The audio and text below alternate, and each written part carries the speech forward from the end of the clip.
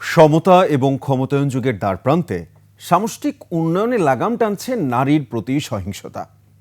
আলোচিত ৮ বছরের শিশু ধর্ষণ এবং সাম্প্রতিক সহিংসতা দৃশ্যমান শাস্তির অভাবেই যেন সামাল দেয়া যাচ্ছে না।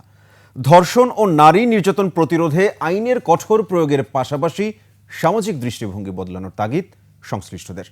বিস্তারিত আকবর হোসেন সুমনের রিপোর্টে। হাসপাতালে মৃত্যুশয্যায় চেতনাহীন শিশুটির বয়স মাত্র ৮ বছর। তার খুব কাছের স্বজনরাই ধর্ষক। দেশ জুড়ে এবছর জানুয়ারিতেই ধর্ষণের শিকার হয়েছেন ৩৯ নারী। এর মধ্যে বিকৃত সংঘবদ্ধ ধর্ষণের শিকার হয়েছেন ১৮ জন। সামাজিক অবক্ষয়, আইন শৃঙ্খলা পরিস্থিতি নাজুক অবস্থা এবং বর্তমান প্রেক্ষাপটকে এ নেপথ্যের কারণ হিসেবে দায়ী করেন সংশ্লিষ্টরা। এই মুহূর্তে একটা সমাজের একটা ক্রান্তি লগ্ন দিয়ে আমরা যাচ্ছি। যতক্ষণ পর্যন্ত কে শাসন করছে, কে দেশ পরিচালনা করছে, আসলে আমরা ঠিক বুঝতে পারছি না। সেই কারণে যারা সমাজে নারীদের প্রতি দৃষ্টিভঙ্গি তাদের খারাপ, নারীদের প্রতি নির্যাতন করে, তাদের সেগুলি বেড়ে যাচ্ছে। নারীর প্রতি সহিংসতা বেড়ে যাওয়ার মূল কারণ হচ্ছে যে কোনো কঠোর এবং দৃশ্যমান শাস্তি না হওয়া।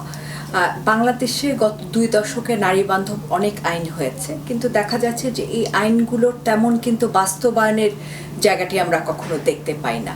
গেল ২ মাসে ২৯৪ নারী নির্যাতনের শিকার হয়েছেন। ধর্ষণের শিকার হয়েছেন ৯৬ জন। এদের মধ্যে ৪৪ জনই শিশু। বাংলাদেশ মহিলা পরিষদ এবং আইন ও সালিশ কেন্দ্রের গবেষণা তথ্য অনুযায়ী ফেব্রুয়ারি মাসে ধর্ষণের ঘটনা ৫৭টি। এর মধ্যে সংঘবদ্ধ ধর্ষণ ১৭টি। ধর্ষণের পর হত্যার ২টি ঘটনা ঘটেছে। এদের মধ্যে ৫ জন প্রতিবন্ধী কিশোরী ও নারীও রয়েছেন। জেনেক্সে শিফট করো, লাইফকে লিফট করো। এছাড়া ধর্ষণের চেষ্টা ১৯টি, যৌন হয়রানি ২৬টি এবং শারীরিক নির্যাতনের ৩৬টি ঘটনা ঘটেছে এই মাসেই।